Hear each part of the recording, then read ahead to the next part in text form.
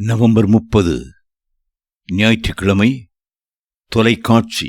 இப்பொழுது கண்ணாடியிலே நிழலாட்டமாய் பார்க்கிறோம், அப்பொழுது முகமுகமாய் பார்ப்போம். இப்பொழுது நான் குறைந்த அறிவுள்ளவன், அப்பொழுது நான் அறியப்பட்டிருக்கிறபடியே அறிந்து கொள்ளுவேன். 1 கொரிந்தியர் 13:12. இன்று தொலைக்காட்சி பெட்டி இல்லாத வீடுகளே இல்லை என்று சொல்லலாம். தொலைக்காட்சியினால் ஆசீர்வாதங்களும் உண்டு, சாபங்களும் உண்டு. ஆகவே தங்கள் பிள்ளைகள் எப்படிப்பட்ட நிகழ்ச்சிகளை பார்க்கிறார்கள் என்பதை குறித்து பெற்றோர் அக்கறை உள்ளவர்களாயிருக்க வேண்டும். இந்த தொலைக்காட்சி பெட்டிகள் இவ்வுலகத்தோடும் உலகத்தின் ஆசாபாசத்தோடும் உலக ஆசை இச்சைகளோடும் நெருக்கமான உறவு கொண்டு வருவதை பார்க்கிறோம். ஒருமுறை ஒரு சகோதரி தன்னுடைய கணவன் மிகவும் வியாதிப்பட்டு அவதிப்படுவதாகச் சொல்லி ஜெபம் பண்ண என்னை வருந்தி அழைத்தார்கள். அவர்களுடைய வீட்டிற்கு சென்றபோது முன் அறையில் இருந்த தொலைக்காட்சி பெட்டியில் ஒரு மோசமான நிகழ்ச்சி ஓடிக்கொண்டிருந்தது. அந்த சகோதரின் 2 சிறு பிள்ளைகளும் அந்த மோசமான நிகழ்ச்சியை பார்த்து கொண்டே தூங்கியிருக்கிறார்கள். அந்த காட்சி பாகாலுக்கு முன்பாக சாஷ்டாங்கமாய் விழுந்து வணங்குவதைப் போல இருந்தது. அதை தாண்டி ஜெபம் பண்ணுவதற்காக அவருடைய கணவன் படுத்திருந்த அறைக்கு சென்றேன். அங்கே வேறு ஒரு தொலைக்காட்சி பெட்டி இருந்தது. அதில் ஆபாச திரைப்படம் ஓடிக்கொண்டிருந்தது.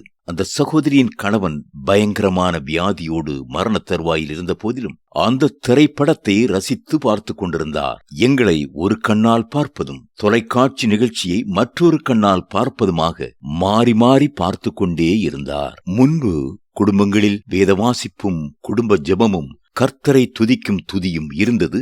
ஆனால் இப்பொழுதோ கொஞ்சம் கொஞ்சமாக அவை மறக்கப்பட்டு தொலைக்காட்சியின் மூலம் அருவருப்பான நடனங்களும் நாட்டியங்களும் கொடூரமான சாத்தானிய இசைகளும் நேரத்தை ஆக்கிரமித்துக் கொண்டன.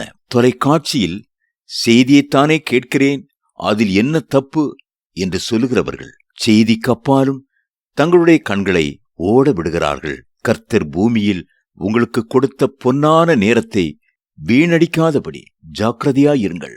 தொலைக்காட்சி நிகழ்ச்சிகள் காரணமாக அநேக பிள்ளைகள் தங்களுடைய படிப்பில் பின்தங்கி தோல்வி அடைந்து போகிறார்கள். கொலைகளையும் களவு செய்கிற குறுக்கு வழிகளையும் கற்றுக்கொள்கிறார்கள்.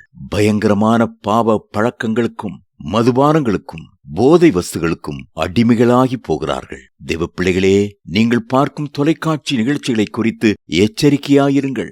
அருவருப்பான நிகழ்ச்சிகளையும் திரைப்படங்கள், தொலைக்காட்சி தொடர்கள் ஆகியவற்றையும் நீங்கள் பார்க்கும்போது கர்த்தர் துக்கத்தோடு வெளியே நிற்பார் என்பதை மறந்து போகாதிருங்கள். சீர்படுத்த வேண்டியவைகளை சீர்படுத்தி இன்றே கர்த்தரண்டை திரும்புங்கள். அவர் உன்னிடத்தில் அசுசியான காரியத்தை கண்டு உன்னை விட்டு போகாதபடிக்கு உன் பாளையம் சுத்தமாயிருக்க கடவது. உபாகமம் 23:14.